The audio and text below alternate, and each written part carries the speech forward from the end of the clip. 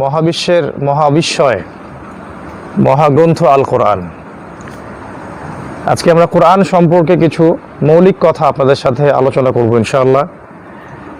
কোরআন কি, কোরআন কেন, কোরআন আল্লাহ পাক কেন নাজিল করেছেন, একজন মুসলিম হিসেবে কোরআনের প্রতি আমাদের দায়িত্ব কর্তব্য কি, এবং কি কি কাজ করলে কোরআনের হকগুলো আদায় হবে,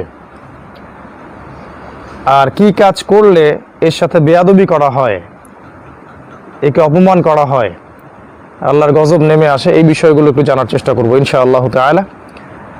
আমরা চেষ্টা করব 1 ঘন্টা এই আলোচনাটাকে লম্বা করার জন্য। তার আগে বলেন আপনারা কেমন আছেন? মাশাআল্লাহ, সবাই সুস্থ আছেন? আলহামদুলিল্লাহ। আমরা দোয়া পড়ি, রব্বি ইশরাহ লি সাদরি ওয়া ইয়াসসির লি আমরি ওয়াহলুল উকদাতাম মিন লিসানি ইয়াফকাহু কওলি। আলোচনা শুরু করতে চাই পবিত্র কোরআনের একটা আয়াত থেকে। আল্লাহ রাব্বুল আলামিন সূরাতুল বাকারা সূরা নাম্বার 2 আয়াত নাম্বার 121 আল্লাহ পাক বলেছেন, আল্লাযীনা আতাইনাহুমুল কিতাব ইয়াতলুনাহু হাক্কা তিলাওয়াতিহি উলাইকা ইউমিনুনা বিহি ওয়া মান ইয়াকফুর বিহি ফাউলাইকা হুমুল খাসিরুন। আল্লাহ পাক বলেছেন, আল্লাযীনা আতাইনাহুমুল কিতাব, যাদেরকে কিতাব দেয়া হয়েছে, মানে আমাদেরকে দেয়া হয়েছে কোরআন, এর পূর্বে দেয়া হয়েছিল তাওরাত, জাবুর, ইনজিল ইত্যাদি। যাদেরকে কিতাব দেয়া হয়েছে তাদের মাঝে যারা এই কিতাবের হক আদায় করে, ইয়াতলুনাহু হাক্কা তিলাওয়াতিহি, তিলাওয়াতের হকটা আদায় করে, উলাইকা ইউমিনুনা বিহি, এরাই হচ্ছে এই বইয়ের প্রতি প্রকৃত ঈমানদার। মুখে শুধু বললে হবে না, যারা এই বইয়ের হকটা আদায় করে এরাই হচ্ছে প্রকৃত ঈমানদার।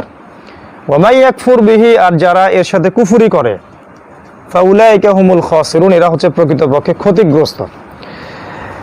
আল্লাহ রাব্বুল আলামিন এই সূরার প্রথম আয়াতে বলেছেন, আপনারা সবাই আয়াতটা জানেন, আলিফ লাম মিম যালিকাল কিতাব লা রাইবা ফিহি। এটা এমন একটা বই যে বইয়ের মধ্যে কোনো সন্দেহ নাই।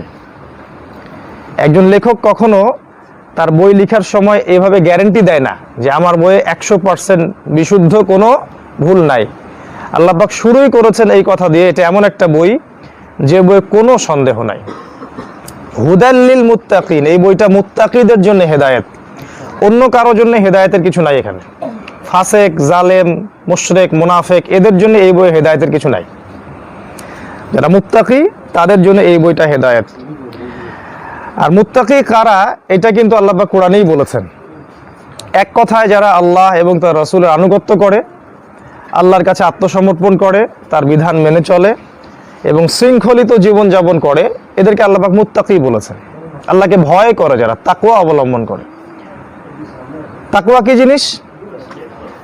আল্লাহ পাককে সবসময় হাজির নাজির জেনে আল্লাহর ইবাদত করা, যে আমি সালাত পড়ছি আল্লাহ দেখছেন, আমি ওই যে ব্যবসা করছি আল্লাহ দেখছেন, আমি চাকরি করি আল্লাহ দেখেন, আমি সমাজের নেতা কিভাবে সমাজ পরিচালনা করি আল্লাহ পাক দেখেন, আমি বিশ্বের নেতা, রাষ্ট্রের নেতা, আমি কিভাবে দেশ চালাই, রাষ্ট্র চালাই, বিশ্ব চালাই, আল্লাহ পাক দেখেন।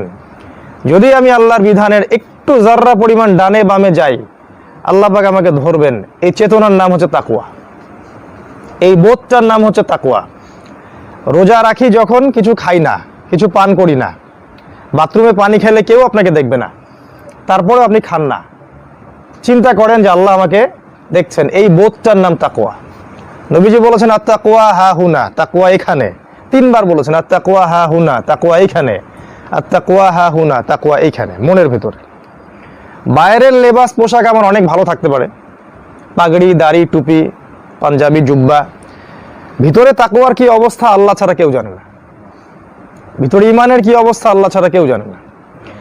আল্লাহ পাক বলেছেন, এই যারা আল্লাহকে এরকম করে ভয় করে এবং এমনভাবে আল্লাহর ইবাদত করে, কাআন্নাকা তারাহু, যেন তারা আল্লাহকে দেখছে। ফাইল্লাম তাকুন তারাহ ফাইন্নাহু ইয়ারাক, যদি তুমি আল্লাহকে দেখতে না পাও, বিশ্বাস রাখবে আল্লাহ তোমাকে দেখছেন। এভাবে যারা আল্লাহর ইবাদত করে এরা মুত্তাকি। আর কোরআন এই মুত্তাকিদের জন্য হেদায়েত। কোরআন কি? উত্তর, কোরআন হচ্ছে এই পুরো মানব জাতির জন্য পথ নির্দেশ। একজন মানুষের ব্যক্তি জীবন থেকে শুরু করে রাষ্ট্রীয় জীবন পর্যন্ত, আপনার ইবাদত বলেন, ব্যবসা বলেন, বাণিজ্য বলেন, নামাজ, রোজা, হজ, জাকাত, দেশ চালানো, বিশ্ব চালানো, পররাষ্ট্রনীতি, যা বলেন, প্রতিটা বিষয়ের খুঁটিনাটি হেদায়েত যে বইয়ের মধ্যে আছে ওই বইয়ের নাম হলো কোরআন। যে বইয়ের মধ্যে এগুলা নাই সেই বইয়ের নাম কোরআন না। এখন যে যার ধর্ম ফলো করি, আমরা পালন করি, প্রত্যেকে তার ধর্মের মধ্যে খুঁজবো যে আমার ধর্মে কি প্রত্যেকটা বিষয়ের সমাধান আছে কি না। যদি থাকে তাহলে আপনার ধর্মই সঠিক, আমারটাই ভুল। আর যদি দেখেন আপনার ধর্মে সবকিছুর সমাধান নাই, ইসলামের মধ্যে আছে, তাহলে ইসলামই সঠিক, আপনারটা ভুল। চ্যালেঞ্জটা গ্রহণ করেন, এই চ্যালেঞ্জটা গ্রহণ করেন, দেখেন যে কোন ধর্মের মধ্যে প্রত্যেকটা বিষয়ের খুঁটিনাটি সমাধান আছে। কেমন করে নামাজ পড়বেন আল্লাহ তার রসুল বলে দিয়েছেন, রোজা রাখবেন কিভাবে বলে দিয়েছেন, হজ করবেন কেমন করে, জাকাত দিবেন কিভাবে, কখন জাকাত দিবেন, প্রতিবেশীর হক কেমন হবে, পিতামাতার সাথে কেমন ব্যবহার করবেন, স্ত্রীর সাথে আপনার ব্যবহার কেমন হবে, সম্পত্তি কেমন করে বন্টন করবেন, মারা গেলে মানুষকে কেমন করে দাফন কাফন দিবেন, আপনাকে আল্লাহ ক্ষমতা দিয়েছেন, সমাজ চালাবেন কিভাবে, দেশ চালাবেন কিভাবে, অন্য দেশের সাথে কিভাবে আপনি কূটনৈতিক সম্পর্ক করবেন, সব কিছু A to Z যে বইয়ের মধ্যে আছে সেই বইয়ের নাম কোরআন। আর যে ধর্ম এটা সমাধান দেয় সেই ধর্মই হক ধর্ম, বাকি সব ধর্ম বাতিল। এখন আমরা এটা চ্যালেঞ্জ গ্রহণ করার আহ্বান জানাই, চ্যালেঞ্জটা গ্রহণ করে দেখুক সবাই, সবার ধর্মগ্রন্থ দেখুক যে কোন ধর্মগ্রন্থে প্রত্যেকটা বিষয়ের সমাধান দেওয়া আছে। এবার আল্লাহর কথা শোনেন, আল্লাহ পাক কি বলছেন। আল্লাহ পাক বলছেন সূরা কাহাফের মধ্যে আছে 54 নম্বর আয়াতে, আল্লাহ বলছেন ওয়ালাকাদ সাররাফনা ফি হাযাল কুরআন লিন-নাস মিন কুল্লি মাসাল। আল্লাহ বলছেন এই কোরআনের মধ্যে আমি মানব জাতির জন্য প্রত্যেকটা বিষয় ভেঙে ভেঙে ব্যাখ্যা করেছি। কার কথা এটা? আমি মানব জাতির জন্য এই কোরআনের মধ্যেই, এই বইয়ের মধ্যেই প্রত্যেকটা বিষয়ে ভেঙে ভেঙে ব্যাখ্যা করেছে। ওয়া কানাল ইনসান আকসারা শাইইন জাদালা, কিন্তু মানুষ বেশিরভাগ বিষয়ে বিতর্ক করতে পছন্দ করে, মানতে চায় না। সূরা নাহাল পড়বেন, সেখানে 89 নম্বর আয়াতে গিয়ে দেখবেন আছে, আল্লাহ পাক বলেছেন ওয়া নাযালনা আলাইকাল কিতাব, হে নবী আমি আপনার প্রতি এমন কিতাব নাজিল করেছি, এমন একটা বই নাজিল করেছি, তিবিয়ানান লিকুল্লি শাই, যে বইটা প্রত্যেকটা বিষয়ের ব্যাখ্যা, প্রতিটা বিষয়ের ব্যাখ্যা, ওয়া হুদান, এবং এটা হলো হেদায়েত, ওয়া রাহমাতান, এবং এই বইটা হচ্ছে দয়া, ওয়া বুশরা, এবং সুসংবাদ, কাদের জন্য? লিল মুসলিমিন, মুসলিমদের জন্য। ওয়া মান আসদাকু মিনাল্লাহি হাদিসা, আল্লাহর চেয়ে সত্য কথা কি কেউ বলতে পারে? তো আল্লাহ পাকের কথা হচ্ছে, আল্লাহ বলছেন যে কোরআনের মধ্যে আল্লাহ প্রতিটা বিষয় ব্যাখ্যা করেছেন। তাহলে কোরআনের সংজ্ঞা কি? যে বই মানব জাতির ইহকালীন কল্যাণ, পরকালীন মুক্তি দিতে পারে, এই বইয়ের নাম কোরআন। যে বইটা আপনার বাসায় আছে ওইটার নাম কোরআন না, কারণ আপনি তার হক আদায় করেননি, ওইটাকে আপনি ফেলে রেখেছেন পরিত্যক্ত বই হিসাবে। কোরআন শব্দের অর্থ কি? করা থেকে আসে, ওই যে ওস্তাদরা এটা বলতে পারবেন, করা ইয়াকরাউ থেকে আসে কোরআন, নিত্য পঠিতব্য, যে বইটা নিয়মিত পড়া হয়, নিয়মিত চর্চা করা হয়, নিয়মিত গবেষণা করা হয়, এই বইয়ের নাম কোরআন। তাহলে আপনার ঘরে যে বইটা আছে ওর নাম কোরআন? ওই যে বাবা মারা গেছিল গত বছর খুলছিলেন, তারপরে আরেকটা কোনো অকেশন ছিল ওই সময় খুলছিলেন, এখন বাসাতেই আছে, মাশাআল্লাহ সুন্দর করে ঘষে টসে একদম পরিষ্কার করে সেলফের উপরে রেখে দিয়েছেন, এই বইটার নাম কোরআন না। কোরআন শব্দের অর্থই হচ্ছে নিত্য পঠিতব্য। আর এই কথাগুলো স্কুল, কলেজ, ইউনিভার্সিটিতে তোমরা শিখতে পারবে না, তোমাদেরকে এগুলো শিখাবে না।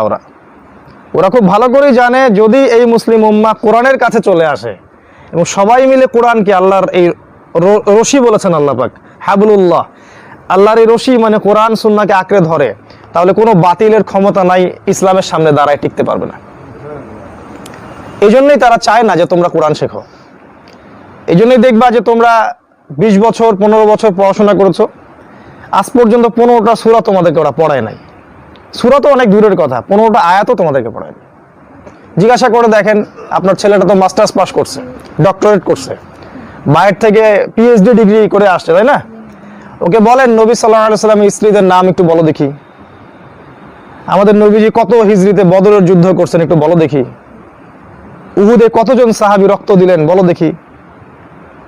আবু হুরায়রা রাদিয়াল্লাহু আনহুর আসল নাম কি একটু বলো দেখি, বা ইমাম বুখারীর আসল নামটা কি এটা বলো। কিচ্ছু বলতে পারবে না। তাহলে এই যে 20-25 বছর পড়াশোনা করলো সেকুলার এডুকেশন সিস্টেমে, ওর জীবনের সময় নষ্ট, ওর টাকা নষ্ট, ওর মানে কি বলবো, এক কথা যৌবনটা নষ্ট। যদি ওই পড়াশোনার মধ্যে কোরআন থাকতো, সুন্নাহ থাকতো, ইসলাম থাকতো, তারপরে সে রাজনীতি শিখুক আর অর্থনীতি শিখুক আর মেডিকেল সায়েন্স শিখুক আর ইঞ্জিনিয়ারিং শিখুক, কোনো আপত্তি ছিল না আমাদের। অন্তঃসার শূন্য একটা শিক্ষা তোমাদেরকে দেয়া হচ্ছে। তো আল্লাহ পাক কোরআনের সংজ্ঞা দিয়েছেন। কোরআন সেই বই, যেই বইটা নিত্য পঠিতব্য, রেগুলার পড়া হয়। আমাদের নবী, সবে দরুদ পড়ি, মুহাম্মদ সাল্লাল্লাহু আলাইহি ওয়াসাল্লামের প্রতি সর্বপ্রথম যে আয়াতটা নাজিল হয় সেটা কি ছিল? ইকরা, মানে পড়ুন। দেখেন, আমাদের নবীজি পড়তে জানতেন না, তিনি লিখতেও জানতেন না, পড়তেও জানতেন না। তারপরে আল্লাহ পাক প্রথম কেন ওহী করলেন পড়ো? আল্লাহ তো ভালো করেই জানেন তিনি পড়তেও জানেন না, লিখতেও জানেন। তাহলে পুরো উম্মাহকে মেসেজ দেয়া হচ্ছে, সমাজ সংস্কার করতে চাও বা দ্বীনের জন্য কিছু করতে চাও, ইসলাম প্রতিষ্ঠা করতে চাও, পড়তে হবে। আগে কি পড়তে হবে? আল্লাহর কিতাব পড়তে হবে। এর আগে আল্লাহ পাক যখন তাওরাত নাজিল করেছিলেন, তাওরাতটা ছিল হক, ওই সময়ের জন্য হক। তারপরে জাবুর ওই সময়ের জন্য হক, তারপর ইনজিল ওই সময়ের জন্য হক। এবার আমরা পেয়েছি আল্লাহর পক্ষ থেকে কোরআন, কিয়ামত পর্যন্ত এটাই সত্য মিথ্যার একমাত্র মানদণ্ড, এর বাইরে হক কোথাও নাই। এটা একটা কোরআনের সংজ্ঞা। আরেকটা সংজ্ঞা আছে, কোরআন হচ্ছে আল্লাহর কালাম। কোরআন আল্লাহ পাকের নিজের কথা। এই ফিলিংসটা যখন আপনার ভিতরে আসবে যে আমি আল্লাহর কথা তিলাওয়াত করছি এবং আল্লাহ আমার সাথে কথা বলছেন, তখন আপনি বুঝতে পারবেন কোরআন আসলে কি জিনিস। সূরা তাওবার মধ্যে একটা আয়াত আছে, ওখানে বলা আছে 5 কি 6 নম্বর আয়াতে দেখবেন আল্লাহ বলেছেন যে এটা হচ্ছে কালামুল্লাহ, আল্লাহ পাকের কালাম। একজন ইমাম ছিলেন, 4 ইমামের একজন, ইমাম মালিক রাহিমাহুল্লাহ অথবা আহমদ বিন হাম্বল রাহিমাহুল্লাহ, আমি একটু ভুলে গেছি। এই দুইজনের একজনের জীবনে একটা ঘটনা ঘটেছিল, সম্ভবত উনি ইমাম আহমদ বিন হাম্বল রাহিমাহুল্লাহ। তো তাকে সরকার খুব নির্যাতন করেছিল। ওই সময়কার যত আলেম ছিল সবাই বলেছিল কোরআন হচ্ছে আল্লাহর সৃষ্টি। আল্লাহর কি সৃষ্টি? যেমন মানুষ আল্লাহর সৃষ্টি, গাছপালা, গরু ছাগল, এরকম কোরআনও আল্লাহ পাকের সৃষ্টি। ওই ইমাম একাই প্রোটেস্ট করেছিলেন সারা দেশে যে না, আল্লাহর সৃষ্টি না কোরআন, কোরআন আল্লাহর কালাম, আল্লাহর কথা। তাকে জেল দেয়া হলো, জেলে প্রচণ্ড মারধর করা হলো, তাকে বাগদাদের রাস্তায় রাস্তায় ঘোরানো হলো রশি দিয়ে গলায়। তারপরেও তিনি এটা স্বীকার করলেন না যে কোরআন আল্লাহর সৃষ্টি, তিনি বলেই গেলেন কোরআন আল্লাহর কালাম। এরকম স্কলার আলেম খুঁজে পাবেন এখন? কোরআন পড়তে হবে ভাই, আল্লাহর কালামকে সম্মান করতে হবে, ঘরের উপরে তুলে রাখা যাবে না, প্রতিদিন তিলাওয়াত করতে হবে। তিলাওয়াতের সিস্টেমটা আমি বলে দিচ্ছি। যদি পারেন বছরে একটা খতম দিবেন। আপনি অর্থ বোঝেন আর নাই বোঝেন, পড়বেন। অর্থ বোঝেন চাই নাই বোঝেন, আপনি পড়বেন। 1 বছরের চেয়ে বেশি পড়েন, 6 মাসে একটা খতম দেন। তার চেয়ে বেশি পড়েন, 3 মাসে একটা খতম দেন। আর যদি আরো বেশি এনার্জি থাকে, মাসে একটা করে খতম দেন, প্রতি মাসে একটা খতম। কিভাবে দিবেন? ওই চাঁদ দেখে দেখে দিবেন। আজকে চাঁদ কেউ দেখে? চাঁদ দেখে কেউ তারিখ বলে? আরবি তারিখ কি কেউ বলে? আল্লাহ পাক কোরআনে বলেছেন এই চাঁদ এবং সূর্যকে আমি তোমাদের জন্য দিয়েছি সময় গণনা কারক হিসেবে। ইয়াসআলুনাকা আনিল আহিল্লাহ, সূরা বাকারা আছে, কুল হিয়া মাওয়াকিতু লিন্নাস। তোমাকে মানুষ জিজ্ঞাসা করে চাঁদ সম্পর্কে, তুমি বলে দাও হে নবী, চাঁদ হচ্ছে ক্যালেন্ডার, সময় বিন্যাস করবে। এখন আমরা ওই যে পশ্চিমা সভ্যতার ক্যালেন্ডার ফলো করি, ওদের ওই যে 12টা দিন 12টা রাত 12টা ফলো করি, এই জন্য আমাদের সময় বরকত নষ্ট হয়ে গেছে। কি হবে? চাঁদের 1 তারিখে আপনার সূরা বাকারা পড়া উচিত ছিল, চাঁদের 2 তারিখে আপনাকে পড়তে হবে সূরা আল ইমরান, চাঁদের 3 তারিখে পড়বেন সূরা নিসা, 4 তারিখে পড়বেন মাইদা, 5 তারিখে পড়বেন পরের 2টা সূরা। এইভাবে চাঁদের 30 দিনে আপনি কোরআনকে ভাগ করে নেবেন। এটা সিস্টেমটা কার? এটা কিন্তু রাসূলের সুন্নাহ। অনেকে জানি না আমরা এটা। দলিল, জিবরাইল আলাইহিস সালাম রমজান মাসে নবীর কাছে আসতেন, হাদিসটা বুখারীতে আছে। এবং রাসূল সাল্লাল্লাহু আলাইহি ওয়াসাল্লামকে তিনি তেলাওয়াত করে শোনাতেন, তিনি তেলাওয়াত রিপ্লাই করতেন। রমজান মাস কত দিনে হয়? 30 দিনে বা 29 দিনে। তাহলে চাঁদের 1 মাস, তো চাঁদের 1 মাসে নবীজি কোরআন একবার খতম দিতেন, এটি দলিল দেখেন। আর যে বছর তিনি মারা যান সে বছর 2 বার খতম দিয়েছেন। তাই আপনি কোরআনকে এমনভাবে ভাগ করে নেবেন যাতে 1 মাসে আপনি একটা করে খতম দিতে পারেন। তাহলে কি হবে জানেন? আপনার সময় বরকত নাজিল হবে। এবং কিয়ামতের একটা আলামত হচ্ছে সময় সংক্ষিপ্ত হয়ে আসবে, সময় সংক্ষিপ্ত হয়ে আসবে। কিয়ামতের একটা আলামত, বছর চলে যাবে মাসের মতো, মাস চলে যাবে সপ্তাহের মতো, আর সপ্তাহ চলে যাবে দিনের মতো। দেখেন মিলে যাচ্ছে না এগুলো এখন? কিন্তু আপনি যদি 1 মাসে কোরআন এভাবে পড়তে পারেন, আপনার সময় ওদের মতো করে যাবে না ইনশাআল্লাহ। দেখবেন আপনি আপনার সময় বরকত হচ্ছে, আপনি অনেক কাজ করতে পারছেন সারাদিনে। কারণ আল্লাহ চাঁদ এবং কোরআনের মধ্যে একটা সমন্বয় দিয়েছেন। এটা আমরা অনেকে জানি না, বলেও না, অনেকে বুঝতে পারি না। আর একটা বিষয়, সূর্য। এই যে আমাদের জীবন দেখেন, শহর কেন্দ্রিক যারা আমরা বাস করি, সকাল হয় এদের 10টায়, বাজারঘাট শুরু করে 11টায়, 11:30টায়। এদের দিনটা কিন্তু দেখবেন ফজর থেকে মাগরিব পর্যন্ত না, জোহর থেকে মাগরিব পর্যন্ত। শহরে গেলে দেখবেন সকাল 10টায় গিয়ে দেখবেন রংপুরের কোনো দোকানপাট খোলেনি, অল্প কয়েকটা দোকানপাট খুলছে। অথচ মদিনায় গিয়ে দেখবেন, যারা হজ করেছেন আপনারা জানেন, মক্কা মদিনায় গিয়ে দেখবেন ওরা এই সুন্নাতটা ধরে রাখছে। ফজর আজান হয়ে গেছে, নামাজ শেষ, শহর জীবিত হয়ে গেল একদম। আর আমাদের নবী মুহাম্মদ সাল্লাল্লাহু আলাইহি ওয়াসাল্লাম বলেছেন, আমার উম্মতের জন্য ফজরের পরের সময়টাতে বরকত রাখা হয়েছে। ফজরের পরের সময়টাতে আমার উম্মতের জন্য বারাকা রাখা হয়েছে। এই সময় তো ঘুমে কাটা দেয়। তাই সূর্যকে ফলো করতে হবে, সূর্য এবং চাঁদ, তাহলে জীবনটা শৃঙ্খলিত হবে, সময় বরকত হবে। আর দাজ্জালের সময় হচ্ছে সবাইকে এক সময়ের মধ্যে নিয়ে আসা। এই যে ইউনিভার্সাল টাইম বলে না এখন, মানে সারা বিশ্বকে একটা কেন্দ্র থেকে শাসন করার চিন্তা ভাবনা করছে আর কি।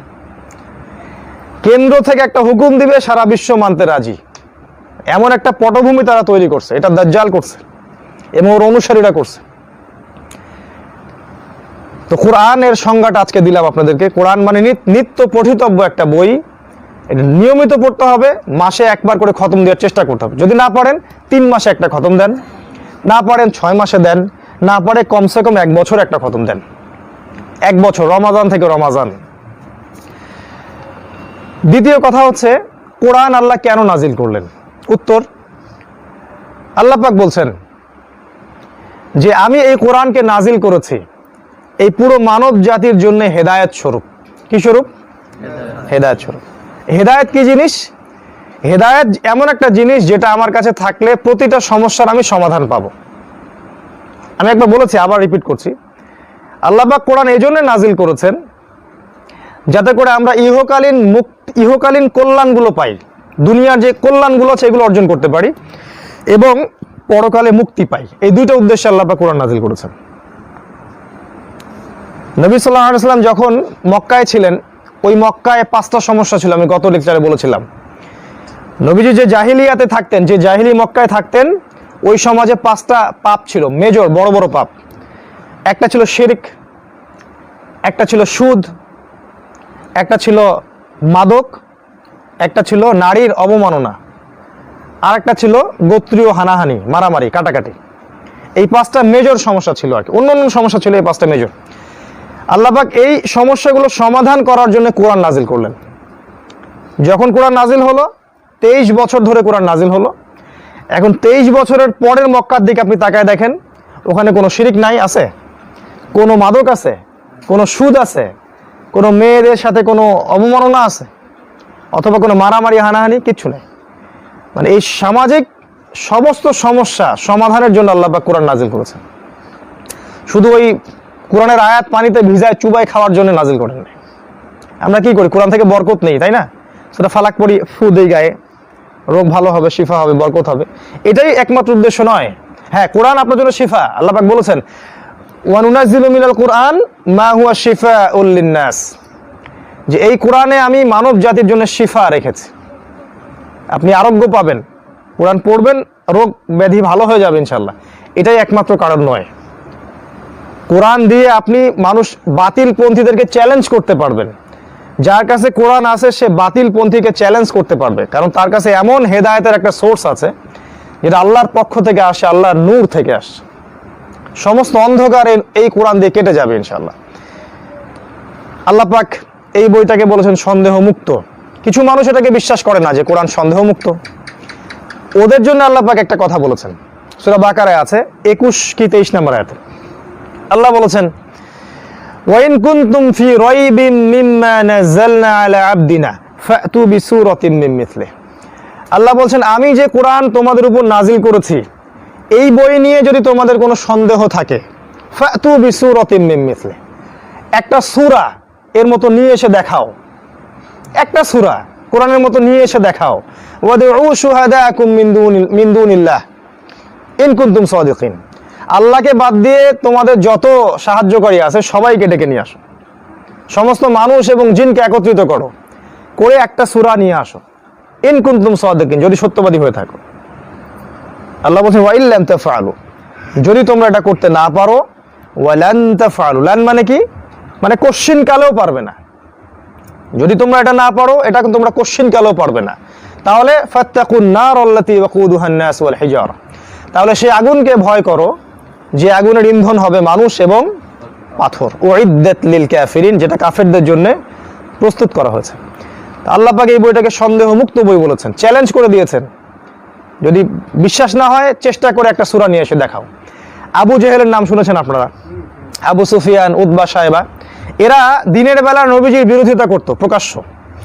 রাতের বেলা আমাদের নবী সাল্লাল্লাহু আলাইহি ওয়াসাল্লাম যখন তাহাজ্জুদের নামাজ পড়তেন, এই আবু জেহেল চুপচুপ করে নবীর কোরআন তেলাওয়াত শুনতো। চিন্তা করতে পারেন, একদিন ওখানে একটা প্রতিযোগিতা হলো আর কি। আরবরা ছিল কবি সাহিত্যিকদের একটা যুগ, ওখানে কাব্যের একটা ব্যাপক প্রচলন ছিল। একজন সাহাবীকে দায়িত্ব দিয়ে রাসূল সাল্লাল্লাহু আলাইহি ওয়াসাল্লাম কাবা ঘরের সামনে 3টা আয়াত কোরআনের লটকে দিলেন। 3টা আয়াত, ইন্না আ'তাইনাকাল কাউসার ফাসাল্লি লিরাব্বিকা ওয়ানহার ইন্না শানিয়াকা হুয়াল আবতার। ওদের সব কবিতা এখানে লটকানো হলো আর কোরআনের এই সূরাটাকে লটকানো হলো। তৎকালীন সময়ের লোকরা একটু মানে সত্যবাদী মন নিয়ে ছিল, যদিও জাহিলি যুগে ছিল, কিন্তু সত্যবাদী মন ছিল। এরা এই সূরাটা পড়লো গভীর মনোযোগ দিয়ে, পড়ে বলল, নিচে লিখে দিল, লাইসা হাযা কালামুল বাশার, মিল রেখে ওই যে শেষের আয়াতটা কি, ইন্না শানিয়াকা হুয়াল আবতার, নিচেরও লিখে দিল লাইসা হাযা কালামুল বাশার, এটা কোনো মানুষের কথা নয়। ওরাই লিখে দিল। এটা কাবা ঘরের ঘটনা ঘটেছে। একবার তারা কোরআনকে বলল এটা হচ্ছে জাদু। আল্লাহ পাক সূরা হাক্কার মধ্যে নাজিল করলেন, এটা কোনো গণকের কথা নয়। ওরা কোরআনকে অপবাদ দিল, এটা হচ্ছে আপনার জিন নবীকে শিখিয়ে দেয়, সে কথা বলে। আল্লাহ পাক কোরআনে নাজিল করলেন, এটা কোনো কবির কাব্য নয়, এটা কোনো গণকের গণকই নয়, আর তাকে কোনো শয়তান এটা শিখিয়ে দেয়নি। এই কোরআন পবিত্র সত্তা ছাড়া কেউ স্পর্শ করতে পারে না। অনেক কথা কোরআন নিয়ে, সারা রাত চলে যাবে কোরআন নিয়ে কথা বলতে গেলে। এবারে আসেন যে আমাদের নবী এবং সাহাবায়ে কেরাম ওই মক্কায় কোরআনকে সাথে নিয়ে কি এমন কাজ করলেন যার ফলে পুরো সমাজটা চেঞ্জ হয়ে গেল। মোটা দাগে তারা মোট 6টা কাজ করেছেন। কয়টা কাজ? এটা মুখস্থ করবেন আজকে। মোটা দাগে তারা কোরআনের সাথে মোট 6টা আচরণ করেছেন।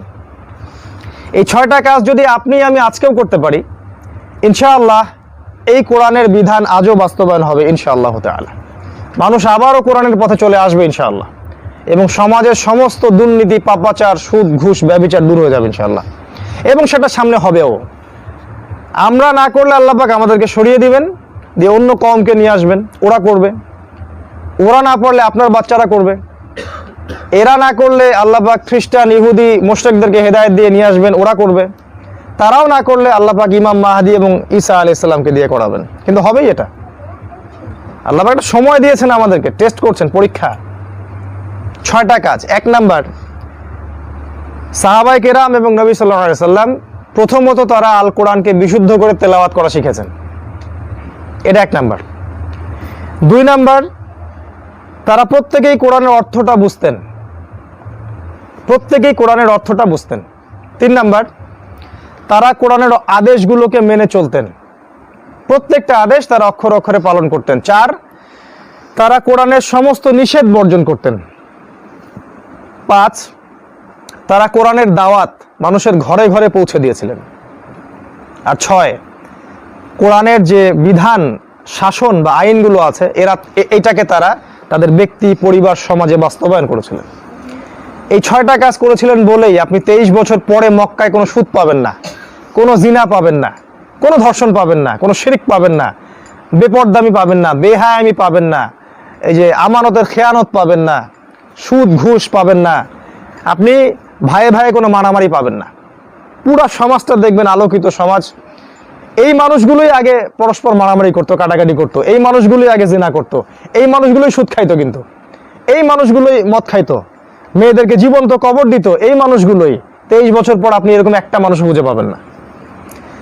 আজকে এই বিশ্বের বড় বড় যারা মোড়ল, এরা অনেক অনেক আদর্শের কথা বলে, এই গণতন্ত্রের কথা বলে, ধর্মনিরপেক্ষতাবাদের কথা বলে, কমিউনিজমের কথা বলে, হ্যাঁ, কত মতবাদ, কত দর্শন।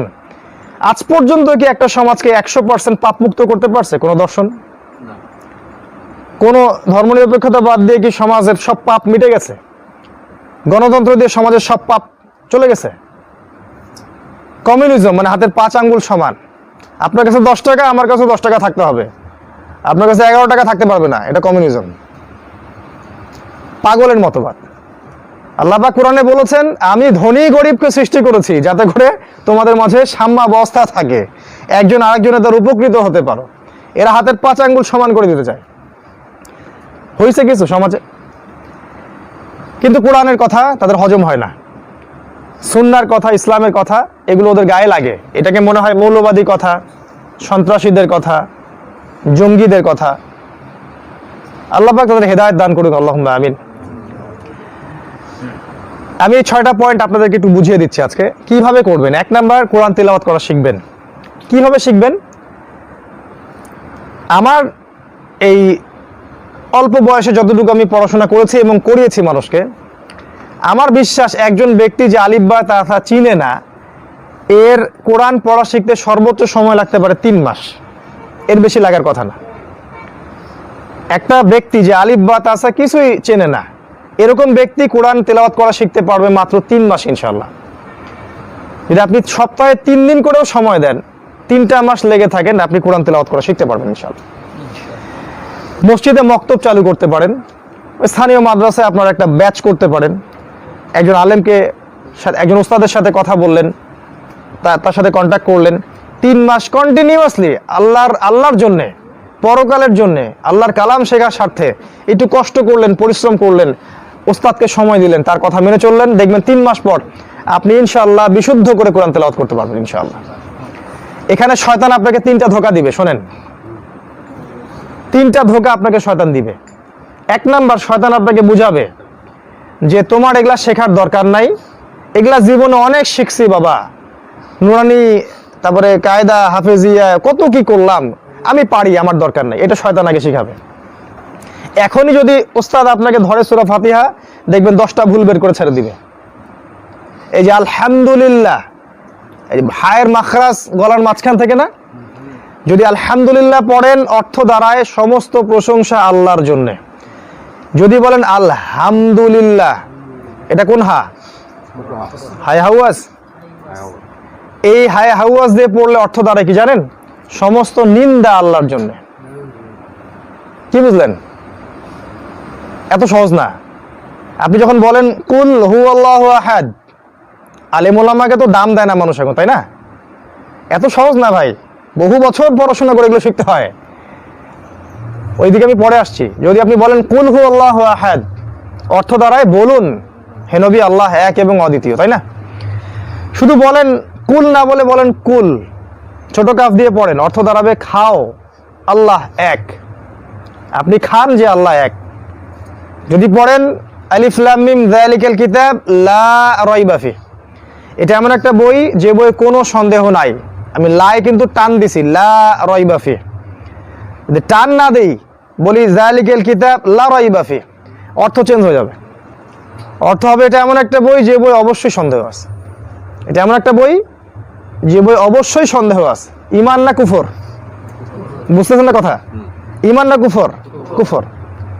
যদি বলেন কুল ইয়া আইয়ুহাল কাফিরুন, হে কাফেররা, লা আ'বুদু মা তা'বুদুন, আমি তার ইবাদত করি না যার ইবাদত তোমরা করো, এটা তো ঈমান।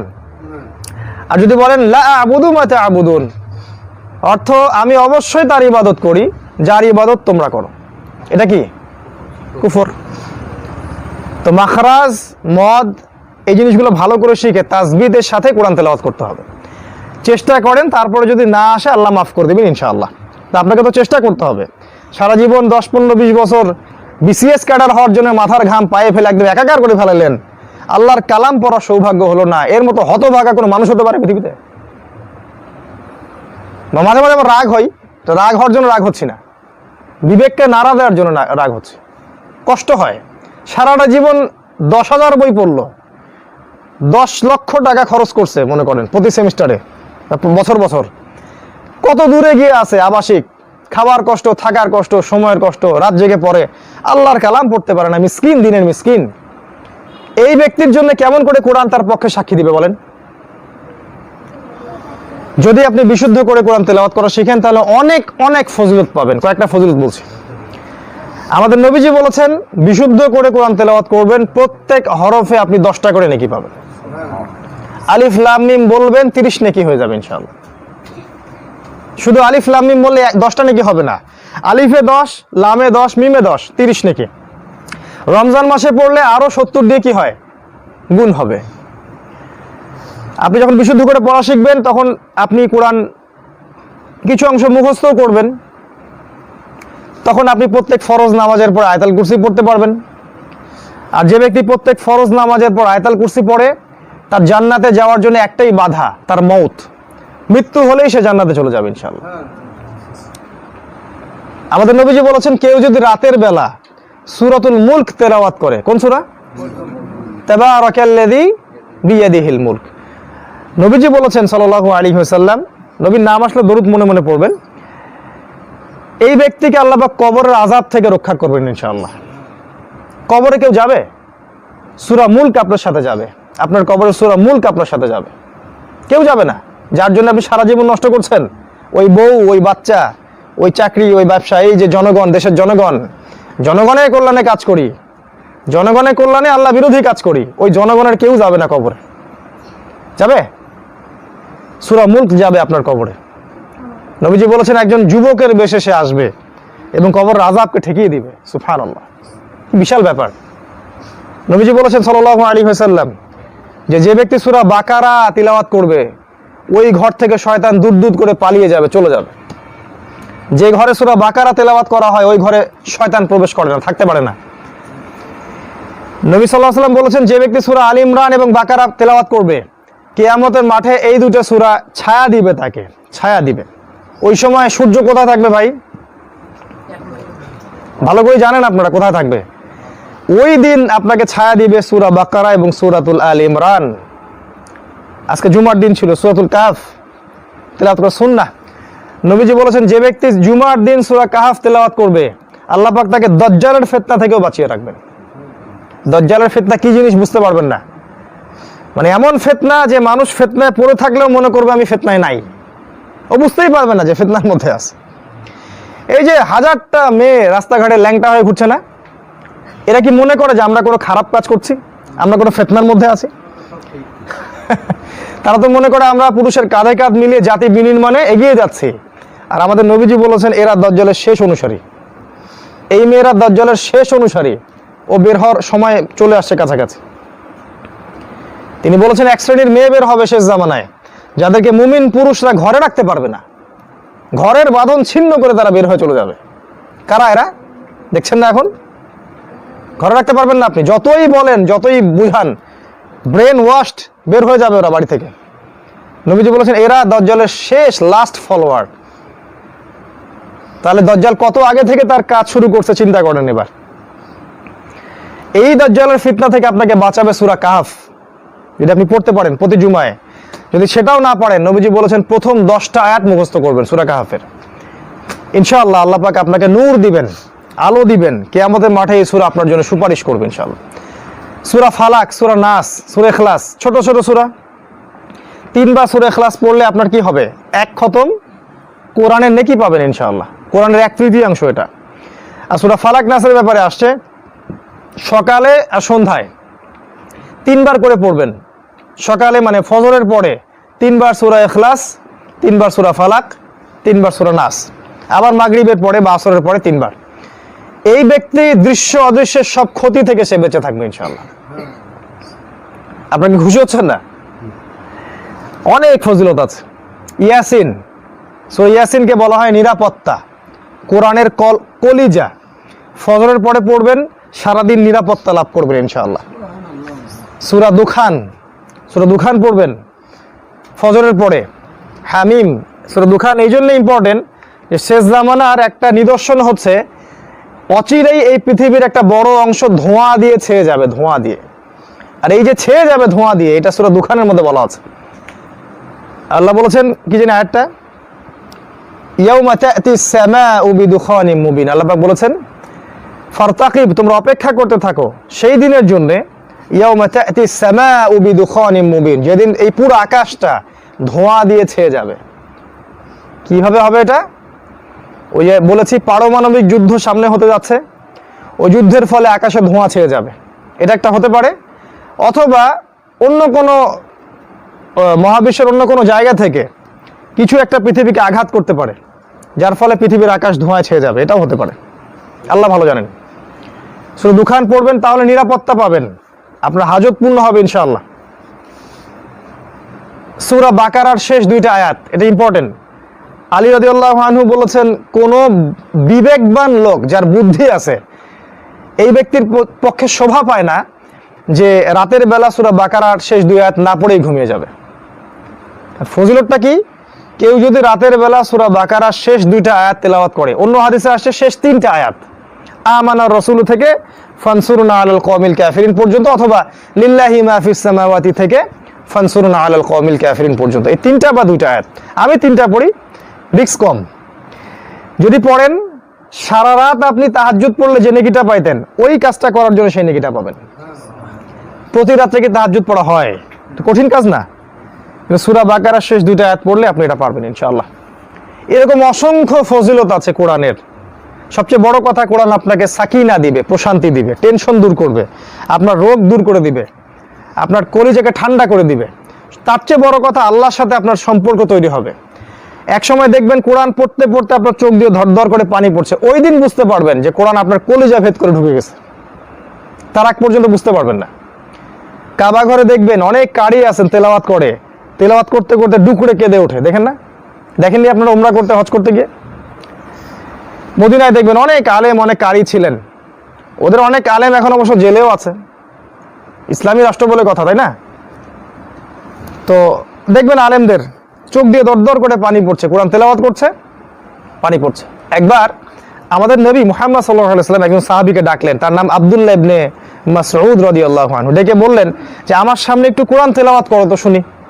আর সাহাবী বললেন, ইয়া রাসূলুল্লাহ, আপনার উপর কোরআন নাজিল হয়েছে আর আমি আপনার সামনে কোরআন তেলাওয়াত করব? এটা তিরমিজিতে আছে হাদিসটা। তখন আল্লাহর রাসূল সাল্লাল্লাহু আলাইহি ওয়াসাল্লাম বললেন, আমি অন্যের মুখ থেকে কোরআন তেলাওয়াত শুনতেও ভালোবাসি। তখন তিনি কোরআন তেলাওয়াত করা শুরু করলেন, সূরা নিসা পড়া শুরু করলেন। এক পর্যায়ে পড়তে পড়তে পড়তে পড়তে এই আয়াতে যখন আসলেন যে সেদিন কি হবে, ফাকাইফা বিকা ইযা জিনা মিন হাউলাই শাহিদান ওয়া জিনা বিকা আলা হাউলাই শাহিদা, সেদিন কি হবে হে নবী, যেদিন আমি প্রত্যেক উম্মত থেকে একজন করে সাক্ষী বের করব, আর আপনাকে এই উম্মতের উপর সাক্ষী হিসেবে আমি উপস্থাপন করব কিয়ামতের মাঠে। এই আয়াতটা যখন চলে আসলো, তখন নবীজি বললেন, বাখিন বাখিন, কত কত, যথেষ্ট হয়েছে, থামো থামো থামো, যথেষ্ট হয়েছে, থামো। সাহাবী তাকিয়ে দেখলেন নবীর চোখ দিয়ে পানি পড়ছে, দাড়ি ভিজে গেছে। কখনো হয় এরকম? কোরআন তেলাওয়াত করতে গিয়ে আপনার চোখ দিয়ে পানি বের হয়? যদি না বের হয় তাহলে বুঝবেন কোরআন আপনার কলিজার ভিতরে ঢুকে নাই। অনেক ঘটনা আছে এরকম, শুধু কোরআন তেলাওয়াত শুনেই বহু সাহাবী ইসলাম কবুল করেছেন। উমর রাদিয়াল্লাহু আনহু একজন তাদের মধ্যে। তরবারি হাটে যাচ্ছেন, নবীকে হত্যা করবেন, পথে শুনলেন যে মন ভগ্নিপতি ইসলাম কবুল করেছে, চলো ওর বাসায় আগে যাই। সেখানে গিয়ে তেলাওয়াত শুনছেন, তহা, সূরা তহা। এই তেলাওয়াত শুনে তার কলিজাটা ফেটে গেল। তিনি বললেন যে খুজুনি ইলা রাসূলিল্লাহি ওয়া আসহাবি, আমাকে আল্লাহ রসুল এবং সাহাবীর কাছে নিয়ে চলো, আযহাবু ইলাইহি ওয়া আসলিমু, আমি যাব এবং ইসলাম কবুল করব। সুবহানাল্লাহ। অনেক ঘটনা আছে এরকম, অনেক কাফের কোরআনের তেলাওয়াত শুনে মুসলিম হয়ে গেছে, আর আমরা আজকে কোরআনকে সময় দিতে পারছি না। সূরা ওয়াকিয়া, একজন সাহাবী যখন মারা যাচ্ছেন, তার সম্পত্তি নাই, অল্প কিছু সম্পত্তি। অন্য সাহাবীরা বলছেন ইয়া ইয়া, তার নাম ভুলে গেছে আমি, তাকে ডেকে বললেন, হে অমুক, তুমি কি মেয়েদের জন্য কিছু রেখে যাবে না? তোমার মেয়েগুলোর ব্যাপারে তোমার দুশ্চিন্তা হচ্ছে না? তখন তিনি বললেন, আমার কোনো দুশ্চিন্তা নাই, কারণ আমি আমার মেয়েদেরকে সূরা ওয়াকিয়া পড়তে বলে দিয়েছি। কারণ যে ব্যক্তি সূরা ওয়াকিয়া পড়বে, আল্লাহ পাক তাকে সচ্ছল করে দিবেন। সচ্ছল, টাকা থাকলেই সচ্ছল হয় না কিন্তু মানুষ, আল্লাহর বরকত লাগে। দেখবেন টাকা আছে, অনেক টাকা, হঠাৎ কোনো একটা সমস্যা হলো জীবনে, সব টাকা শেষ, চলে গেল। সুদ খায় খায় বড় পাহাড় করছে টাকার, আল্লাহ বা ক্যান্সার দিয়ে দিলে টাকা শেষ, হয় না এরকম? আর বরকত অন্য জিনিস, ভ্যান চালায়, রিক্সা চালায়, মাঠে কাজ করে, তৃপ্তির সাথে জীবনযাপন করছে, মাশাআল্লাহ, কোনো অভাব নেই, কোনো টেনশন নাই, কোনো ডায়াবেটিস নাই, কোনো প্রেশার নাই, কিছুই নাই, দেখবেন সুখে আছে। এটাই সুখ, আমরা বলি এটাই সুখ। আমাদের নবীজি এরকম লাইফ লিড করতেন। তাই ভাই আমার আজকে এই যে আমি অনেক দূর থেকে আসছি, রংপুর থেকে, এই আপনাদের মাশাআল্লাহ এই গ্রামের মধ্যে, আমার প্রথম নসিহত হচ্ছে, অনুরোধ, যে আগামী রমাজান আসার আগেই যারা কোরআন পড়তে জানেন না, অবশ্যই কোরআন তেলাওয়াত করা শিখে নেন। শয়তান ওই যে ধোঁকা দিবে আমি অনেক জানি, ওই ধোঁকার মধ্যে যাবেন না। আবারও কোরআন পড়া শিখেন, ভালো করে শিখেন, ওস্তাদের কাছে পড়ে থাকেন। আলেম ওলামা সোহবত ছাড়া শিখতে পারবেন না। আমাদের নবীজি বলেছেন, যখন এই দিন শেখার জন্য কেউ বাড়ি থেকে বের হয়, তার পায়ের নিচে ফেরেশতারা পাখা বিছিয়ে দেন। সুবহানাল্লাহ। আপনি দেখতে পারেন না, ফেরেশতা আপনার সম্মানে পায়ের নিচে পাখা বিছিয়ে দিয়েছে। তিনি বলেছেন, একজন আলেমের সম্মান সাধারণ মানুষের উপর ওই রকম, আমার সম্মান তোমাদের উপর যেরকম। চিন্তা করেছেন? নবীজি বলেছেন, আকাশের চাঁদটা যত উজ্জ্বল অন্য তারার চাইতে, সাধারণ মানুষের উপরে আলেমদের মর্যাদা এতটা উজ্জ্বল। তবে সে আলেম হতে হবে হকপন্থী, সত্য প্রচারে কোনো ভয় পাবে না, আল্লাহ এবং তার রাসূল, আল্লাহকে ছাড়া অন্য কোনো সত্তাকে ভয় পাবে না, এবং সত্য প্রচারে সে হবে নির্ভীক, সাহসী, হকটাকে হক বলবে, বাতিলটাকে বাতিল বলবে, এটাকে বলা হয় আলেম। এবং জানা অনুযায়ী আমল করবে, জানা অনুযায়ী আমল করবে, ব্যক্তিত্ব থাকবে, চরিত্র, একটা ব্যক্তিত্ব দেখায়। ইমাম মালিক রাহিমাহুল্লাহর কথা বলছি, এবার শোনেন। সরকার তাকে গ্রেপ্তার করতে চায়, এজন্য চিঠি দিল, চিঠি দিয়ে বলল যে এই বাগদাদে চলে আসো, এখনই বাগদাদে চলে আসো। বাগদাদের সব আলেমরা ফতোয়া দিয়েছিল যে ওই যে ঠিকা বিবাহ করাটা জায়েজ। আপনারা বোঝেন কিনা, যে কন্ট্রাক্ট ম্যারেজ, মনে করেন আমি একটা এলাকায় আসলাম, অল্প কিছুর বিনিময়ে একটা মেয়েকে বিয়ে করলাম, এলাকা থেকে চলে গেলাম, বিয়েও বাতিল। এই যে শিয়াদের মধ্যে এই বিয়েটা কিন্তু এখনো আছে। এটা একটা কি জানি বলে, মোতা বিবাহ কিবা ঠিকা, নিকাহে মোতা। তো ইমাম মালিক তিনি এটাতে ফতোয়া দেননি, তাকে সরকার গ্রেপ্তার করবে। এখন হক বললে তো গ্রেপ্তার হতেই হয়, চিঠি দিল তাকে আর কি। বাগদাদে এসে, মনে করেন প্রধানমন্ত্রী চিঠি দিচ্ছে, বাগদাদে আসো, এসে আমার সাথে দেখা করো। আপনাকে দিলে আপনি কি করবেন? আমাকে চিঠি দিলে আপনি কি করবেন? ইমাম মালিক ওই চিঠির উল্টা পৃষ্ঠায় আর একটা পৃষ্ঠাও খরচ করলেন না, ওই চিঠির উল্টা পৃষ্ঠায় কালি দিয়ে লিখলেন, আল ইলমু ইউজা ওয়ালা আল ইলমু ইয়াজিউ ওয়ালা ইউজা। উনি বলছেন জ্ঞানের কাছে আসতে হয়, জ্ঞান কারো কাছে যায় না। সুবহানাল্লাহ। ব্যক্তিত্ব দেখছেন? ব্যক্তিত্ব দেখেন আলেমদের। জ্ঞানের কাছে তুমি আসবা, জ্ঞান কারো কাছে যাবে না। উনি যান নাই। তারপরে ওই যে পেটুয়া বাহিনী মদিনায় পাঠায়, ওনাকে পিটাইতে নিয়ে আসা হলো বাগদাদে, নির্যাতন করা হলো আর কি। ব্যক্তিত্ব তিনি কিন্তু রক্ষা করলেন। আজকে আমাদের আলেমদের প্রতি নসিহত থাকবে এটাও, যে কোরআন এবং সুন্নাহ এটা আমানত আল্লাহর পক্ষ থেকে, হকটাকে হকভাবে প্রচার করতে হবে। এবং আপনি একজন আলেম দ্বারা একটা পুরো রাষ্ট্র পরিবর্তন করা সম্ভব। ইবনে তাইমিয়ার কথা আপনারা জানেন, ইমাম আবু হানিফার কথা জানেন, ইমাম ইউসুফের কথা জানেন, ইমাম মুহাম্মাদের কথা জানেন, কত ইমাম চলে গেছেন, আমরা তো কিছুই না তাদের সামনে। তাই আলেমদেরকে শ্রদ্ধা করবেন, সম্মান করবেন, তাদের কাছে পড়ে পড়ে জ্ঞান শিখবেন, আর তাদেরও উচিত হবে সত্যটাকে প্রচার করা। 2 নাম্বার, তিলাওয়াত করা শেখার পর আপনার যেটা কাজ করতে হবে সেটা হলো অর্থটা বুঝতে হবে। অর্থটা বোঝার জন্য আমি কিছু শর্টকাট টেকনিক বলছি। আপনার কাছে যে তাফসিরটা ভালো মনে হয়, যেটা আপনি ভালো মনে করেন, ইবনে কাসির হোক, জালালাইন হোক বা মারিফুল কোরআন, যে কোনো তাফসির আপনার কাছে যেটা ভালো মনে হয় আপনি তাফসিরটা কিনে নিয়ে আসেন। বাসায় প্রতিদিন 10টা করে আয়াত আপনি তেলাওয়াত করবেন আর অর্থটা দেখবেন, শুধু অর্থটা জানার জন্যে, ফতোয়া দেওয়ার জন্য না। আপনি কোরআনে কি আছে এটা জানার জন্য এই কাজটা করবেন, ফতোয়া দিবেন না এটা পড়ে আবার এটা হালাল ওইটা হারাম এটা জায়েজ। স্পষ্ট জিনিস তো বুঝতে পারবেন, এটা সুদ হারাম, মদ হারাম, শিরিক করা হারাম, এটা তো বুঝতে পারবেন। ইখতিলাফি কোনো মাসআলায় আপনি ফতোয়া দিবেন না। এটা হচ্ছে কোরআন অর্থ সহ বোঝার একটা ভালো টেকনিক। বাসায় ওই যে স্ত্রী সন্তানকে নিয়ে বসলেন, স্ত্রীকে বললেন তুমি 10টা আয়াতের অর্থ পড়ো, বা আপনি পড়ে শোনালেন, পাশে দেখবেন ব্যাখ্যাও দেয়া থাকে, কিন্তু আয়াতের পাশে ব্যাখ্যা দেয়া থাকে, হাদিস দেয়া থাকে, ওগুলো পড়ে শোনালেন। দেখবেন আপনি প্রতিদিন 10টা করে পড়তে থাকলে মাসে আপনি 300টা আয়াত পড়ে শেষ করতে পারবেন ইনশাআল্লাহ। আর কতগুলো আয়াত আছে কোরআনে?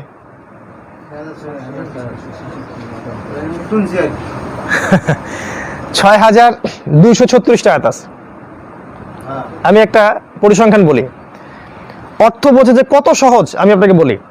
কোরআনের একটা হাফেজি কোরআন, ওই যে হাফেজ ওস্তাদরা জানেন, হাফেজি কোরআনে 600টা পৃষ্ঠা থাকে, আর প্রত্যেকটা পারা 20 পৃষ্ঠা করে। যারা হাফেজ তারা জানেন কোন পৃষ্ঠার প্রথম শব্দটা কি আর শেষ শব্দটা কি, চোখের একটা হিপস আছে কিন্তু। তো এই 600টা পৃষ্ঠায় প্রতি পাড়ায় আপনার 20টা করে পৃষ্ঠা, 30 পারা। এই 30 পারায় 114টা সূরা আছে। 114টা সূরার মধ্যে আয়াত সংখ্যা হচ্ছে 6236টা, আর শব্দ আছে প্রায় 77,800টা। 77,800টা। তার মানে 77,800টা শব্দের অর্থ যে জানে সে কোরআনের 100% অর্থ জানে, এই তো। কিন্তু আল্লাহ বলেছেন ওয়ালাকাদ ইয়াসসারনাল কোরআন লিযিকরি ফাহাল মিন মুদ্দাকির, কোরআন আমি সহজ করেছি বোঝার জন্য, উপদেশ গ্রহণকারী কেউ আছো কি? এই 77,800টা শব্দ মাত্র 4,500টা শব্দ থেকে বের হয়েছে, কমে গেল না এবার? কোথায় 77,800টা আর কোথায় 4,500টা? আর এই 4,500 শব্দের মধ্যে মাত্র 250টা ক্রিয়া আছে, যেটাকে ফেল বলে আরবিতে। 250টা ক্রিয়া, এবং একটা ক্রিয়া থেকে অনেকগুলো করে শব্দ বের হয়, একটা সিলসিলাতুল আফআল আছে। এই টেকনিকটা যে জানে, এই 250টা সিগা যার মুখস্থ আছে অর্থসহ, সে কোরআনের 70% অনুবাদ করতে পারবে ইনশাআল্লাহ। কারণ একই আয়াত, একই শব্দ বারবার ঘুরে ঘুরে কোরআনের মধ্যে আসছে। আমার কাছে এগুলো সব বইপত্র লিস্ট করা আছে। এরকম দেখবেন 125টা শব্দ আমি আপনাকে দিতে পারবো, 125টা শব্দ, যেগুলো 28,000 বার কোরআনে আসছে। 40টা মানে 28,000 বার এই 125টা শব্দই ঘুরে ঘুরে ঘুরে। যেমন এই আপনার রহমান, এই শব্দটা আপনি পাবেন 20-30 বারের বেশি কোরআনে। রহিম অনেকবার পাবেন, মালিক অনেকবার পাবেন, না আবুদু পাবেন। সূরা ফাতিহার মধ্যে প্রায় 17-18টা শব্দ আছে। এই শব্দগুলো কোরআনে কয়বার আসছে জানেন? 7,800 বার আসছে এই সূরা ফাতিহা শব্দগুলা। যদি কেউ সূরা ফাতিহা জানে মানে সেই কোরআনের 7,800টা শব্দ জানে। খুবই সহজ, আমরা ভয় দেখাই মানুষকে আর কি। এখন ইন্টারনেটে যাবেন, অনেক কোর্স বের হয়েছে। একটা কোর্সের নাম বলে দিচ্ছি আমি, আন্ডারস্ট্যান্ড কোরআন অ্যান্ড সালাহ। আন্ডারস্ট্যান্ড কোরআন অ্যান্ড সালাহ, যুবকরা বুঝতে পারবে। www.understandquranacademy.com ভিজিট করবা, দেখবা পুরো ক্লাসগুলো বের হয়ে আসবে। প্রায় 100টা ক্লাস থাকবে, প্রত্যেকটা ক্লাসে তোমার 10 মিনিট 20 মিনিট করে বই দেওয়া থাকবে, ডাউনলোড করবা, পড়বা, দেখবা সব শিখে ফেলছে বাসায়। খুব সহজ। এখন এই যুগে অজুহাত দেওয়ার কোনো সুযোগ নাই, সব হাতের সামনে। এরকম এই কোর্সগুলো আমরা অনেক মাদ্রাসাতেও দিয়েছি, এই কোর্সটাই আমি নিজেই দিয়েছি। হিপসের পাশাপাশি আমি চাচ্ছি ওরা এটা করুক, শিখুক। কোরআন অর্থ বোঝা সহজ। এই টেকনিকটার সাথে আপনি কিছু যদি গ্রামার জানেন, আরবি গ্রামার, ইসম কোনগুলা, বিশেষ্য কোনগুলা, ফেল কোনগুলা, ক্রিয়া কোনগুলা, হরফ কোনগুলা, এগুলো যদি জানেন আপনি ইনশাআল্লাহ কোরআনের 70-80% এমনি অনুবাদ করতে পারবেন ইনশাআল্লাহ। বাকি 20% কঠিন, সেটা আপনি পরে চিন্তা করেন, ওটা আগে মাথা ঘামানোর দরকার নাই, ওগুলো পরে চিন্তা করেন।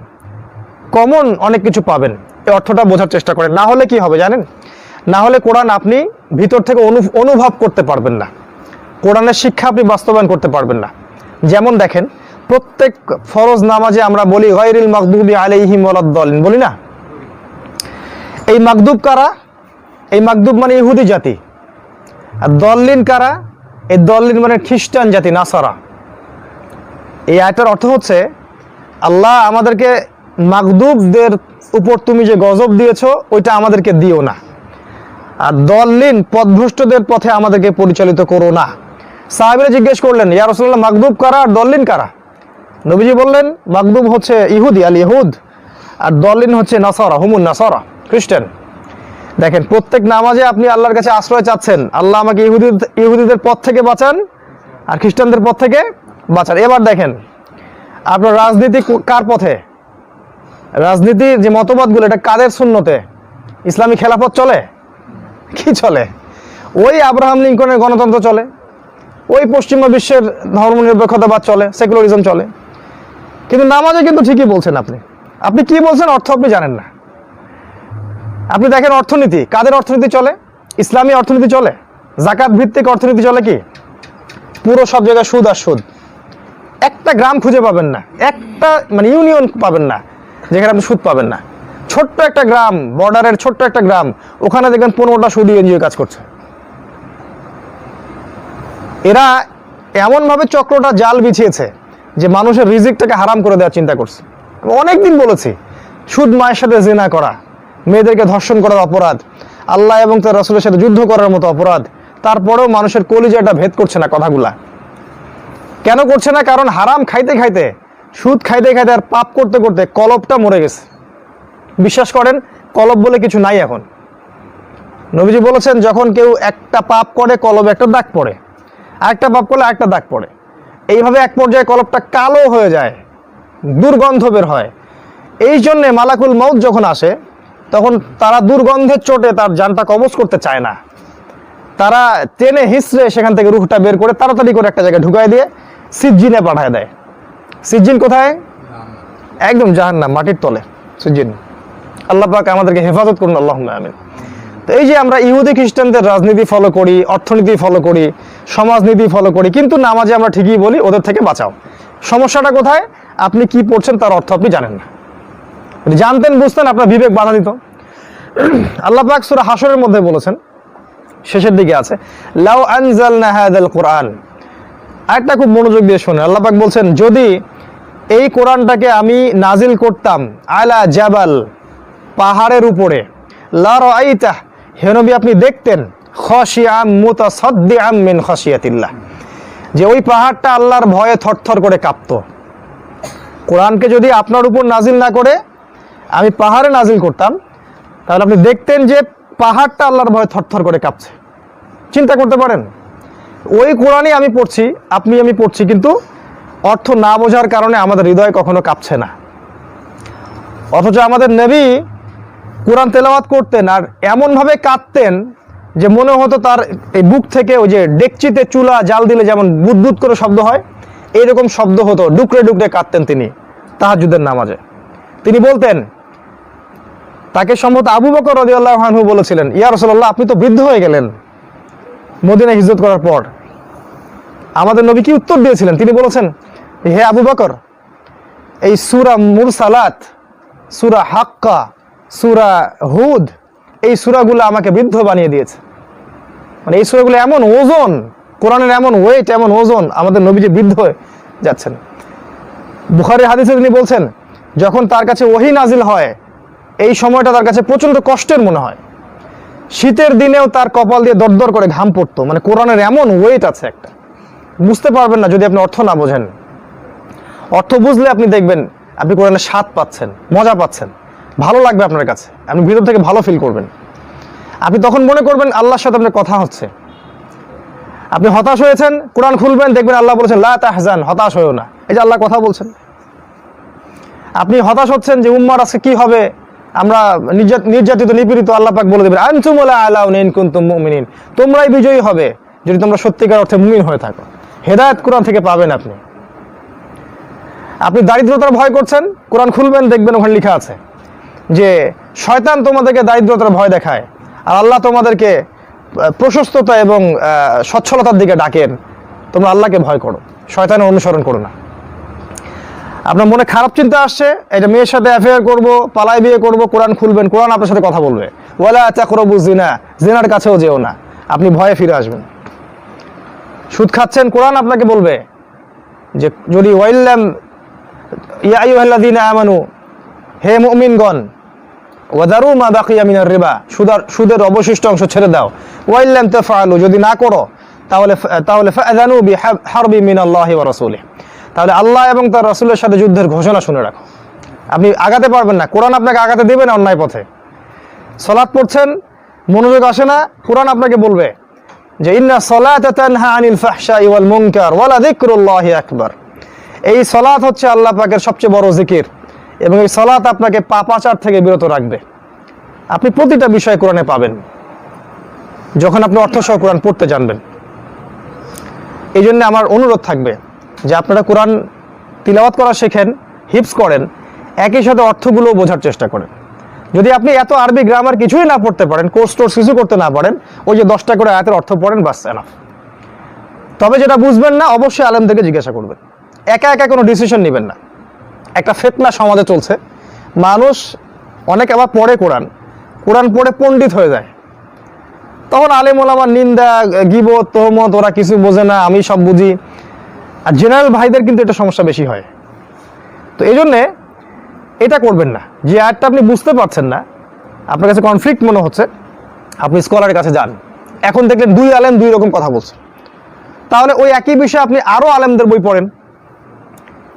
মনে করেন আপনি একটা মাসআলা নিয়ে সংশয়ে পড়েছেন, কি হবে, কোনটা সঠিক, আপনি ওই মাসআলায় একাধিক আলেমের বই এবং লেকচার শোনেন, দেখবেন আপনি একটা পথ খুঁজে পাবেন ইনশাআল্লাহ। আর এমন অনেক মাসআলা আছে যেখানে দুইটাই ঠিক আছে, ওখানে আমি ঠিক, তালগাছটা আমার, এইরকম কনসেপ্টও যাবেন না, ওই ভাইটাও ঠিক আছে। কিছু ভাই দেখবেন ছোট ছোট মাসআলাগুলোকে নিয়ে মসজিদ ভাগটাগ করে একা করে ফেলাই, উম্মার কি হয় হোক, আমার ওই ইয়াই করতেই হবে, আমার মাসআলা আমাকে সাবিত করতেই হবে, এর জন্য বাহাস, এর জন্য অমুক তমুক। এগুলো ইহুদি খ্রিস্টানদের ট্র্যাপ, ওরা চাচ্ছে আমরা বিভক্ত হয়ে যাই। আল্লাহ বলেছেন যে তোমরা ইয়া আইয়ুহাল্লাযীনা আমানু, হে মুমিনগণ, ইত্তাকুল্লাহ, তোমরা আল্লাহকে ভয় করো এবং তোমরা আল্লাহর রজ্জুটাকে শক্ত করে ধরে থাকো। ওয়া আতাসিমু বিহাবলিল্লাহি জামিআ, তোমরা একসাথে আল্লাহর রজ্জুটা শক্ত করে ধরে রাখো। ওয়ালা তাফাররাকু, দলে দলে বিভক্ত হয়ো না। এই কোরআন আপনাকে কথা বলবে। চুরি করছে কেউ, কোরআন বলে দিবে ওকে কি করতে হবে। সূরা মাইদা খোলেন, আল্লাহ বলে দিবেন তার হাত কেটে ফেলো। কেউ ধর্ষণ করেছে, এখন সমাধান খুঁজে পায় না, কি করবে, র‍্যাব দিয়ে পিটাবে না কি করবে, না কোন আইন করবে, কবে পাস হবে। আর আইন পাস হলেও তো বাস্তবায়ন হয় না, বহু আইন তো আছেই, বাস্তবায়ন করা তো দূরের কথা। কোরআন আপনাকে বলে দিবে ওকে রজম করতে হবে, ফাঁসি দিতে হবে বা মৃত্যুদণ্ড দিতে হবে। একজন আরেকজনকে অন্যায়ভাবে হত্যা করলো, কি করবেন, কোরআন বলে দেবে কিসাস করতে হবে, হত্যার বদলে হত্যা। মুসলিমদের অবস্থা আজকে খারাপ, কি করবেন, কোরআন খুললে দেখবেন ওখানে আল্লাহ বলছেন তোমরা জিহাদ ছেড়ে দিয়েছো, এই জন্য তোমাদের এই অবস্থা। তোমরা আল্লাহর পথে দাওয়াত এবং জিহাদ ছেড়ে দিয়েছো, এই জন্য তোমাদের এই অবস্থা। সমাধান সব ওখানে দেখবেন, পাবেন। আল্লাহ এটাও বলেছেন, তোমরা কি ভেবেছো যে তোমরা এমনি এমনি জান্নাতে চলে যাবে। সূরা আনকাবুতে আছে, সূরা বাকারাতেও আছে, আম হাসিবতুম আন তাদখুলুল জান্নাহ, তোমরা কি ভেবেছো এমনি এমনি জান্নাতে চলে যাবে। ওয়ালাম্মা ইয়ালামিল্লাহুল্লাযীনা জাহাদু মিনকুম, যতক্ষণ না আল্লাহ জেনে নিচ্ছেন তোমাদের মধ্যে কে সত্যিকার জিহাদ করনেওয়ালা। সমাধান আপনি কোরআনে পাবেন, প্রত্যেকটা বিষয়ের সমাধান কোরআন আপনাকে দিয়ে দিবেন ইনশাআল্লাহ। তবে আপনার দায়িত্ব হচ্ছে অর্থ সহ কোরআন পড়া, না হলে আপনি এই পুরো হেদায়েত থেকে বঞ্চিত থেকে যাবেন।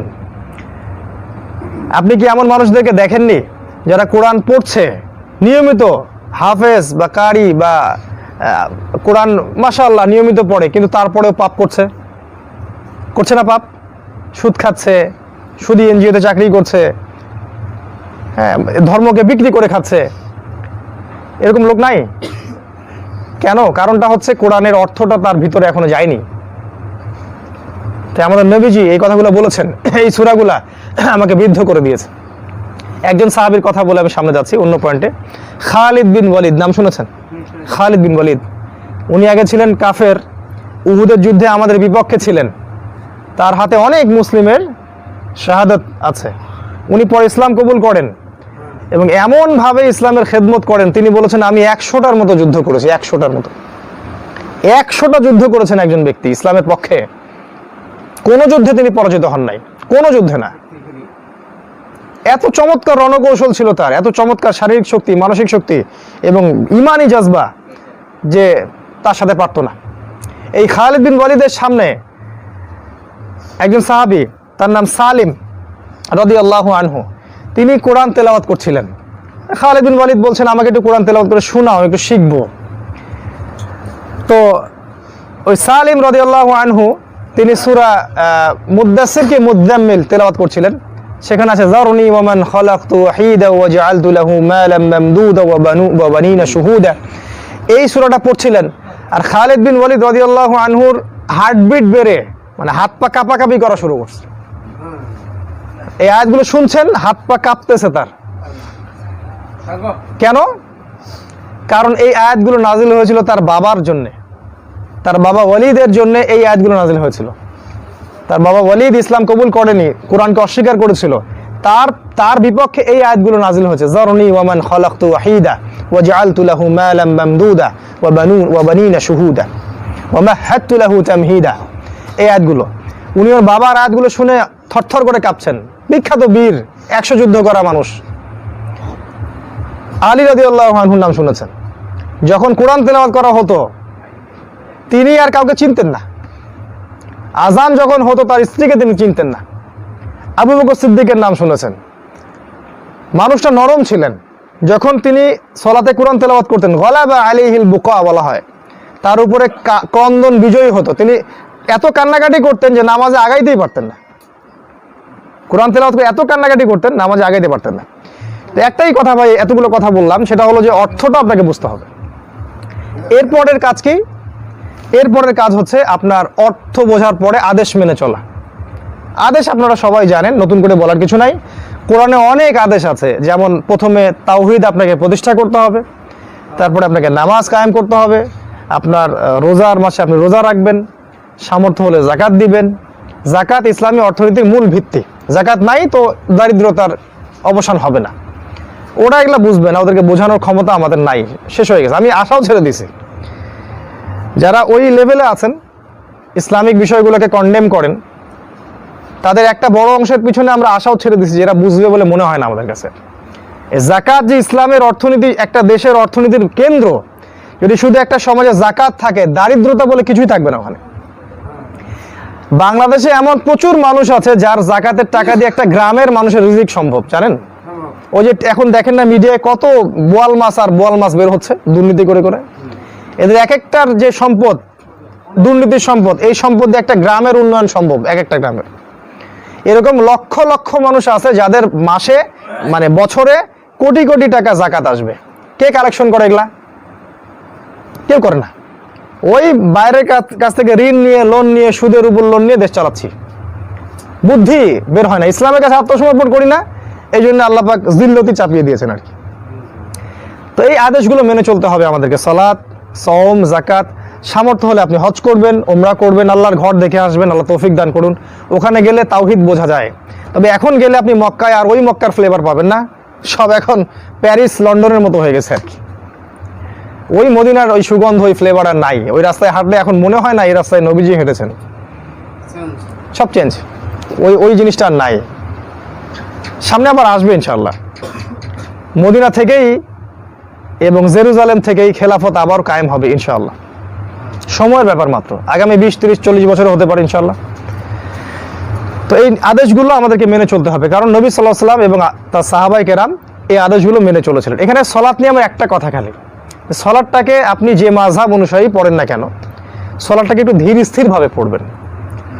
আমরা যেটা করি সেটা হলো আমরা সালাতের বাহ্যিক বিষয়গুলো নিয়ে বেশি মারামারি করি। কে রফুল এদেন করলো, কে করলো না, কে পায়ে লাগালো না, এটা নিয়ে মসজিদ ভাগ হয় না। দেখেন মূল জিনিসটা কি? একাগ্রতা, খুজু, আল্লাহর সাথে কথা, নামাজে সিজদায় দোয়া করলেন, আল্লাহর কাছে মনের কথা ঢেলে দিলেন, এই জিনিসগুলো কিন্তু উঠে গেছে। আধ্যাত্মিকতাটা নাই।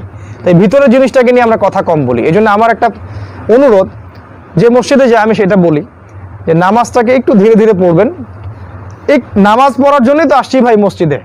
আল্লাহ পাক তো এই জন্যই পাঠাইছেন দুনিয়া। এত তাড়াহুড়ার কি আছে? মুসল্লিদেরও উচিত এত তাড়াহুড়া না করা।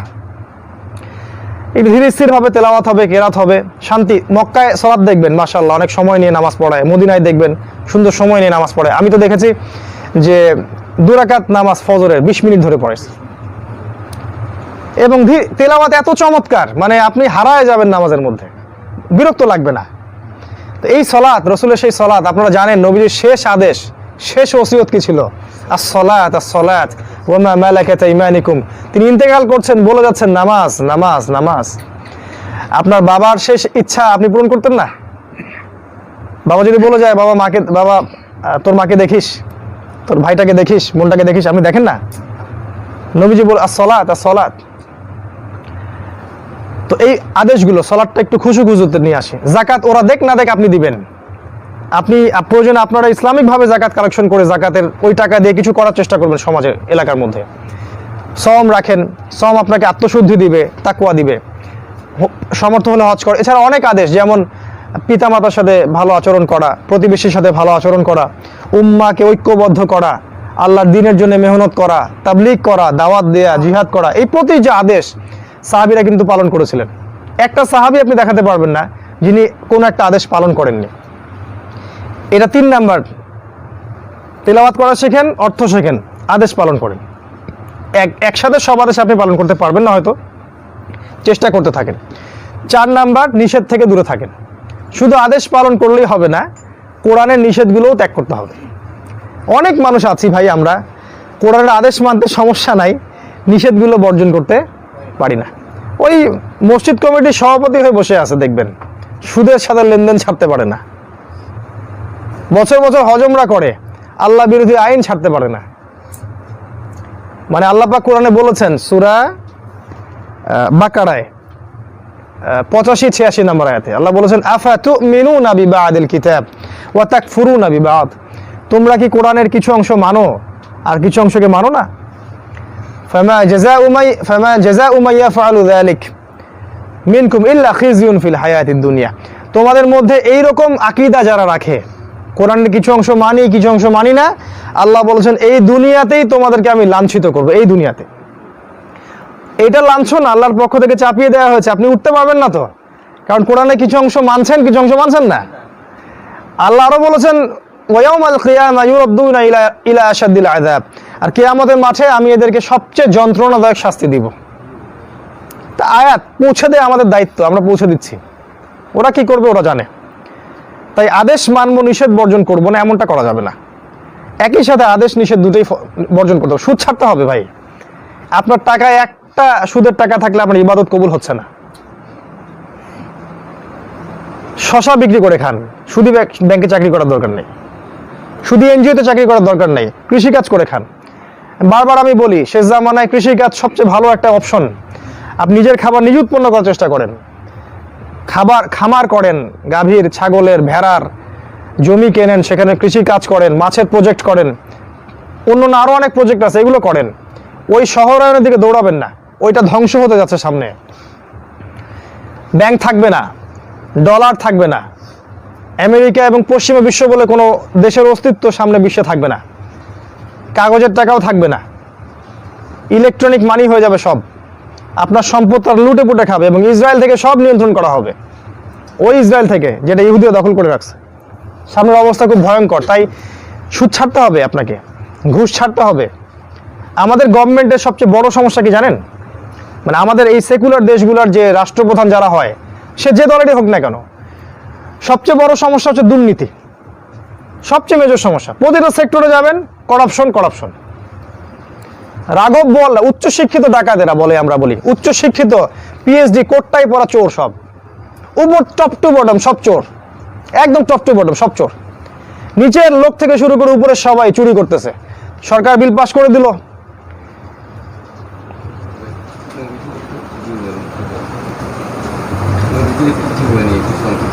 আচ্ছা জি শেষ করছি। একটা বিল পাস করে দেয় 10 লাখ টাকা দিয়ে বাজেট হবে, নিচে নামতে নামতে নামতে নামতে দেখবেন ওইটা 10,000 টাকায় থাকে না। আর টাকা মাঝখানে কই যায়? লুটে পুটে খাওয়া শেষ। কারা খায়? কোনো কুলি, এই স্যান্ডেল চোর, জুতা চোররা খায়? কোটটাই পড়া চোর, সব চোর বসে আছে। এই যে দুর্নীতি, এটার মূল কারণ কি? নিষেধ বর্জন করে না। তাই কোরআনের নিষেধগুলোকে বর্জন করতে হবে। আমি শেষ করছি অল্প সময়।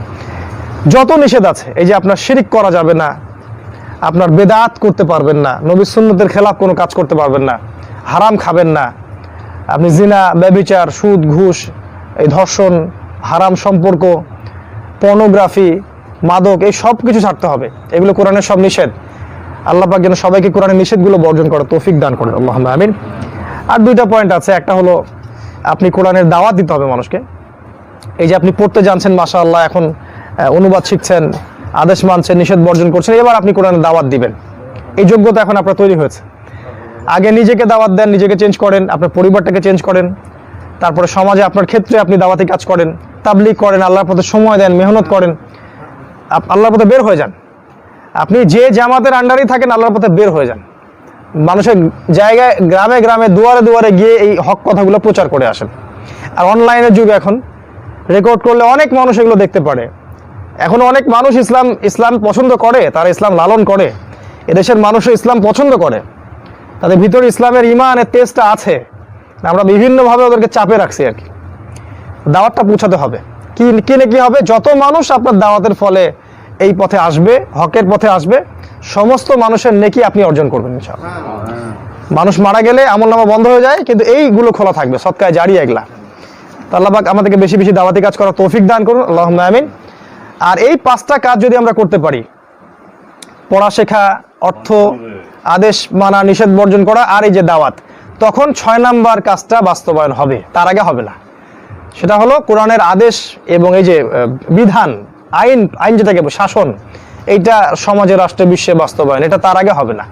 আগে 5টা করতে হবে আগে, তারপরে 6 নাম্বারটা হবে ইনশাআল্লাহ। আমরা যদি সবাই এই 5টা কাজ করতে পারি, আগামী দিনগুলোতে ইনশাআল্লাহ এই বিশ্বে আবারও ইসলামী আইন, হুকুমত, খেলাফত আবারও বাস্তবায়ন হবে ইনশাআল্লাহ তাআলা। শেষ কথা হচ্ছে, নবী সাল্লাল্লাহু আলাইহি ওয়াসাল্লাম এবং সাহাবায়ে কেরাম কোরআনের এই যে 6টা হক আমি বললাম, এই মৌলিক অধিকারগুলো তারা বাস্তবায়ন করেছিলেন বলেই কিন্তু আপনি দেখবেন 23 বছরের মধ্যে মক্কা পুরো চেঞ্জ হয়ে গেছে। মক্কা, মদিনা, পুরো জাজিরাতুল আরব ইসলামের একটা বিধান, শাসন, খেলাফা বাস্তবায়ন হয়ে গেছে।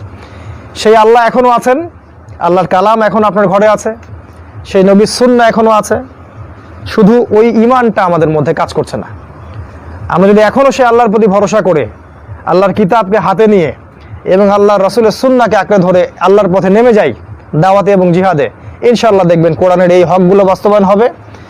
আগামী দিনগুলোতে ইসলাম আবারও এই বিশ্বে বিজয়ী হবে ইনশাআল্লাহ তাআলা। শেষ করছি একটা আয়াত দিয়ে। আল্লাহ পাক বলেছেন, ওয়ালা তাহিনু ওয়া তাদউ ইলা সালম ওয়া আনতুমুল আ'লাউনা ইন কুনতুম ওয়া আনতুমুল আ'লাউনা ওয়াল্লাহু মা'আকুম ওয়া লা ইয়াতিরাকুম আ'মালাকুম। আল্লাহ পাক সূরা মুহাম্মাদের মধ্যে বলেছেন, ফালা তাহিনু, তোমরা হীনবল হয়ো না, ওয়া তাদউ ইলা সালম, ইসলামের দিকে মানুষকে ডাকতে থাকো, ওয়াল্লাহু মাআকুম, আল্লাহ তোমাদের সাথে আছেন, ওয়া লা ইয়াতিরাকুম আ'মালাকুম, আল্লাহ পাক তোমাদের কোনো আমল নষ্ট করে দিবেন না। আল্লাহ পাক আরো বলেছেন, ইয়া আইয়ুহাল্লাযীনা আমানু, হে মুমিনগণ, আনতুমুল আ'লাউনা, তোমরাই বিজয়ী হবে, ওয়া লা তাহিনু, তোমরা হীনবল হয়ো না, ওয়া লা তাহজানু, তোমরা দুশ্চিন্তাগ্রস্ত হয়ো না, ওয়া আনতুমুল আ'লাউনা, তোমরাই বিজয়ী হবে, তোমরাই বিজয়ী হবে, ইন কুনতুম মুমিনিন, যদি তোমরা মুমিন হতে পারো। আল্লাহ পাক আমাদের সবাইকে আল কোরআনের এই হকগুলোকে বাস্তবায়ন করার তৌফিক এনায়েত করুন, আল্লাহুম্মা আমিন। আমরা দোয়া করছি আল্লাহ পাক আমাদের সবাইকে বিশুদ্ধ করে কোরআন তেলাওয়াত করার তৌফিক দান করুন, এর বরকত ফজিলতগুলো আমাদেরকে দান করুন। আল্লাহ পাক আমাদেরকে অর্থ সহ কোরআন পড়ার তৌফিক দান করুন, এর সমস্ত আদেশগুলোকে মেনে চলার তৌফিক আল্লাহ পাক আমাদেরকে দান করুন, এই কোরআনের নিষেধগুলোকে বর্জন করার তৌফিক দান করুন। আচ্ছা, আলোচনা করছেন না, খুবই ভালো লাগছে।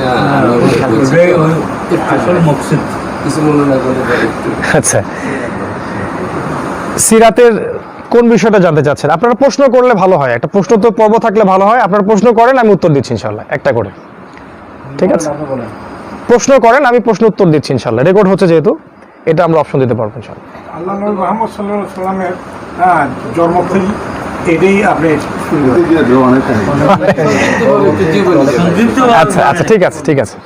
একটা প্রশ্ন করেছেন আমাদের শ্রদ্ধেয় চাচা, যে রাসূলের জীবনীটা সবার জানার দরকার। আমি এটা নিয়ে একটা লম্বা আলোচনা করেছিলাম গতকালকে। এটা অনেক লম্বা একটা আলোচনা, 1 ঘন্টা 2 ঘন্টা লেগে যায়। খুব শর্ট করে যদি বলি, যে আপনাদেরকে আমি কয়েকটা বইয়ের নাম বলেছিলাম। আর রাহিকুল মাখতুম একটা বই, রহমাতুল্লিল আলামিন উসওয়াতুল হাসানা, জি এই বইগুলো পড়বেন ইনশাআল্লাহ। আমাদের নবী যখন জন্ম নিয়েছেন আরবে এই সমস্যাগুলো ছিল, তখন এই কোরআন নাজিল হওয়ার পর কোরআনের সাথে তারা এই কাজগুলো করলেন, সমাজটা চেঞ্জ হলো, পরিবর্তন হলো। সিরাতের অংশটাকে কয়েকভাবে ভাগ করবেন আপনি। মাক্কি জীবন, মাদানী জীবন। মাক্কি জীবনের 3টা অংশ। মাক্কি জীবনের প্রথম অংশ হচ্ছে গোপনে দাওয়াত, প্রথম 3 বছর গোপনে দাওয়াত। এই সময়টুকুর মধ্যে 40 বা 80 জন ইসলাম কবুল করেন আর কি। তারপরে 4 নাম্বার থেকে এই যে 10, এই সময়টা প্রকাশ্যে দাওয়াত। কখন? যখন বড় বড় সাহাবী ইসলাম কবুল করলেন, যেমন ওমর, হামজা, এরকম সাহাবীরা। এবং এই 4 থেকে 10 এই বছরটার মধ্যে নির্যাতন নেমে আসে। এমন কোনো নির্যাতন নাই যেটা করা হয়নি, শারীরিক, মানসিক, অর্থনৈতিক, বয়কট, সব কিছু। গাছের ছাল পাতা খেয়ে পাহাড়ে থাকতে হয়েছে। এবং সাহাবীদেরকে কি টর্চার করা হয়েছে আপনারা জানেন। কাউকে ওই গরম বালুতে শোয়ায় রাখা হয়েছে, কারো গায়ের চামড়া চিরুনি দিয়ে টেনে করা হয়েছে। আল্লাহ রাসূল সাল্লাল্লাহু আলাইহি ওয়াসাল্লাম সবর করতে বলেছিলেন। এই সময়টুকুতে কয়েকটা হিজরত হয়, একটা হলো আবিসিনিয়ায়, একটা হলো তায়েফে। আবিসিনিয়ায় থাকতেন কিছু সাহাবী, তায়েফে নবীজি গিয়েছিলেন, পরে আবার ফিরে আসতে হয়েছে। এরপরে মদিনা থেকে কিছু মানুষ আসেন, তারা এসে নবীজির হাতে বায়াত করেন। প্রথম বছর 6 জন, তারপরের বছর আরও 6 জন, 12 জন, তারপরের বছর 75 জন। আল্লাহ পাক তার নবীকে বলেন সেখানে হিজরত করতে। এবার মদিনায় যাওয়া হয়, সেখানে ইসলামী রাষ্ট্র কায়েম হলো, ইহুদিদের সাথে চুক্তি হয়, মদিনা সনদ হয়। এবং আল্লাহ রসুল তখন অর্থনীতি শক্তিশালী করা শুরু করেন, সামরিক প্রশিক্ষণ দেওয়া শুরু করেন। এক পর্যায়ে ওরা বদরে যুদ্ধ করতে আসলে আমরা বদরে প্রতিহত করতে যাই, যুদ্ধে আমরা জয়লাভ করি, ব্যাপকভাবে আমরা জয়লাভ করি। আল্লাহ পাক ফেরেশতা পাঠিয়ে সাহায্য করেন। ওরা পরের বছর আসে প্রতিশোধ নিতে উহুদে। এটা তো আমরা জিতে যাচ্ছিলাম, শেষ মুহূর্তে একটা ভুলের কারণে ওই যে 50 জন সাহাবী তীরন্দাজ ভুল করলেন, আমরা সাময়িক বিপর্যয়ে পড়লাম। উহুদের যুদ্ধে 70 জন সাহাবী নিহত হলেন, শহীদ হলেন। হামজাও ছিলেন তার মধ্যে একজন, রাদিয়াল্লাহু আনহু। তারপরের বছর আবার তারা খন্দকের যুদ্ধে আসলো, সেখানে আমরা ওদেরকে প্রতিহত করলাম। তারপরে আমরা আরও সারিয়া অভিযান শুরু করলাম বিভিন্ন জায়গায়। ইসলামের সংখ্যা, মুসলিমদের সংখ্যা বাড়তে থাকলো, অর্থনীতি বাড়তে থাকলো, শক্তি বাড়তে থাকলো। এক পর্যায়ে আমরা 6ষ্ঠ হিজরিতে উমরা করতে যাচ্ছিলাম হুদাইবিয়ায়। ওরা হুদাইবিয়া আটকে দিল আমাদেরকে, উমরা করা হবে না, এর পরের বছর আসতে হবে, চুক্তি করতে হবে। হুদাইবিয়ার চুক্তি হয়ে গেল, চুক্তির সব শর্তগুলো নবী মেনে নিলেন। তিনি তার পরের বছর আসলেন। আর হুদাইবিয়া সন্ধির পরে নবীজি খায়বার আক্রমণ করলেন, সেখানে তিনি ইহুদিদেরকে পরাজিত করলেন। ইহুদিদের সব গোত্রকে মদিনা থেকে বের করে দেওয়া হলো, কোনো ইহুদিকে মদিনায় রাখা হলো না। এরপর খায়বারের পরে আরও কিছু যুদ্ধ হয়, তাবুক অভিযান, এদিকে মোতার যুদ্ধ। মোতার যুদ্ধ একটা বড় যুদ্ধ, এই যুদ্ধে রোমকদের সাথে যুদ্ধ হয়, অনেক হিস্ট্রি, অনেক বড়। তারপরে নবী সাল্লাল্লাহু আলাইহি ওয়াসাল্লাম মক্কা আক্রমণ করলেন, কাউকে কিছু না বুঝতে দিয়ে প্রায় লক্ষাধিক সৈন্য নিয়ে তিনি মক্কা আক্রমণ করলেন। বিনা যুদ্ধে মক্কা আবার বিজয় হলো। মানে এই বিজয়ের পরে নবী সাল্লাল্লাহু আলাইহি ওয়াসাল্লাম হুনাইনে গিয়েছিলেন, সেখানে যুদ্ধ হয়েছে। আবার তায়েফে গিয়েছেন, ওই তায়েফকে আবার জয় করেছেন। আরও অনেক ঘটনা ঘটেছে। নবী বিদায় হজ করলেন, ভাষণ দিলেন, আবার মদিনায় ফিরে গেলেন। এই পুরো জীবনে মানে কখনো তিনি শান্তিতে ঘুমিয়েছেন, মানে দিনকে বাদ দিয়ে এমনটা নয়। প্রতিটা দিন, প্রতিটা রাত তিনি দিনকে নিয়ে ফিকির করেছেন। যখন ওরা আক্রমণ করেছে আমরা প্রতিহত করেছি, যখন তারা শারীরিক নির্যাতন করেছে আমরা সবর, যখন আমাদের শক্তি কম ছিল আমরা সবর করেছি, আমরা ধৈর্য ধরেছি, আমরা আমাদের দাওয়াতের চেষ্টা করেছি। পরিবেশ অনুকূলে ছিল না, হিজরত করে চলে গেছে। আমরা অর্থনীতি শক্তিশালী করেছি, সামরিক প্রশিক্ষণ দিয়েছি। ওরা বদরে আক্রমণ করতে আসলে আমরা প্রতিহত করেছি। শুধু দাওয়াত দিয়ে যায়নি, জিহাদও করেছি। শুধু সৎ কাজের আদেশ করি নাই, অসৎ কাজে নিষেধও করেছি, সব কিছু একসাথে করেছি। আল্লাহ পাক এই বরকতে মাত্র 23 বছরের ব্যবধানে পুরো জাজিরাতুল আরব ইসলাম কায়েম করেছেন। এবং এরপরে আবু বকর সিদ্দিক, ওমর, ওসমান, আলী খেলাফত চলেছে। এই 4 খলিফার খেলাফত ছিল 30 বছর। তারপরে ছিল উমাইয়াদের খেলাফত, তারপর আব্বাসীয়দের খেলাফত, তারপরে ফাতেমিদের খেলাফত, তারপরে আপনার মামলুকদের শাসন। অনেক ঘটনা ঘটেছে ইতিহাসে, পড়ে দেখবেন। সবচেয়ে শেষ এই তুর্কিদের শাসন ছিল, অটোম্যান এম্পায়ার যাদেরকে আমরা বলি। এই 1914 সাল পর্যন্ত এই খেলাফতটা ছিল। এই 1914